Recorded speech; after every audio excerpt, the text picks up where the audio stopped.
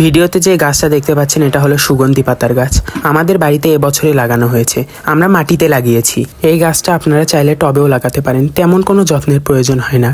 এই পাতার একটা খুব সুন্দর ঘ্রাণ আছে যেটা বিভিন্ন পোলাও এবং খিচুড়িতে ব্যবহার করা হয়, আমরাও ব্যবহার করি। মাটি শক্ত হয়ে গেলে মাটি আলগা করে দিয়ে খাবার হিসেবে পুরনো গোবর সার অথবা ভার্মি কম্পোস্ট দিতে পারেন। আমি এখানে আমার বাড়িতে বানানো সার ব্যবহার করছি। সারটা কিভাবে বানালাম যদি আপনারা দেখতে চান তাহলে কমেন্ট করবেন।